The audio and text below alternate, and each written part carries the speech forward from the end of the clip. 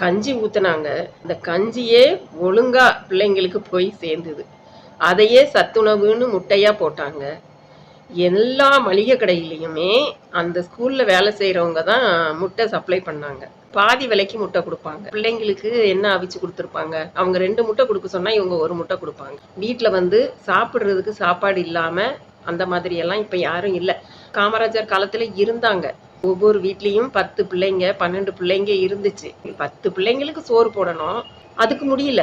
அப்போ வந்து ஏதாவது கடைகளுக்கு, வேலைகளுக்கு அனுப்பிரலாம். எதுக்கு படிக்க வச்சுக்கிட்டு? அவன் வயித்தையாவது அவன் பார்த்துப்பான். அப்படின்னு சொல்லி அந்த காலத்துல அனுப்புனாங்க. அப்போ வந்து அந்த சோத்த நம்ம குடுத்தோம்னா, பிள்ளைங்க படிக்கிறதுக்கு வரும்.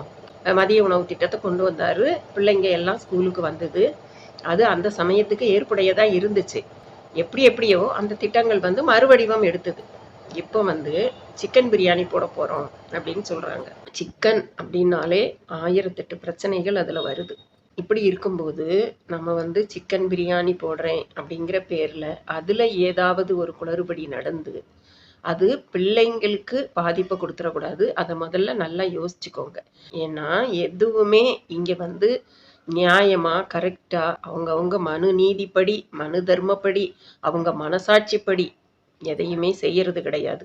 10ல் 2 பேர் அதுல கொஞ்சம் லாபம் பார்க்குறேன் அப்படின்னு எதையாவது பண்ணி பிள்ளைங்களோட உடல் நிலைக்கு எந்த பாதிப்பும் வந்துடாம பார்த்துக்கோங்க. இந்த சிக்கன் பிரியாணி போடுற திட்டத்துக்கு நான் இத்தனை கோடி ஒதுக்குனேன்னு சொல்லுவாங்க. ஆனா அது அந்த பிள்ளைங்களுக்கு நல்ல விதமாகவும் போய் சேராது, முழுசாவும் போய் சேராது. அதனால இந்த மாதிரியான திட்டங்களை எல்லாம் கைவிட்டு இருக்கிற சாப்பாடு குழந்தைங்களுக்கு போதும். மற்றதெல்லாம் அவங்க பேரண்ட்ஸ் பார்த்துப்பாங்க. யாரும் இப்போ 8 10 வச்சுக்கிட்டு சோத்துக்கு அல்லாடலை. எல்லாருமே பிள்ளைங்களுக்கு சாப்பாடு போடுற அளவுக்கு கூட வசதியாக தான் இருக்காங்க. அதையெல்லாம் கைவிட்டுட்டு இந்த வேஸ்ட்டாக போகிற தண்ணிகளுக்கு முதல்ல ஒரு வழி பண்ணுங்க. பெருசாக அணை கட்ட முடியல அப்படின்னாலும் ஒரு குளங்கள், ஏரிகள், மடைகளை வெட்டி அந்த கடலில் போய் அனாமத்தாக கலக்கிற தண்ணிகளை எல்லாம் முதல்ல சேமிங்க.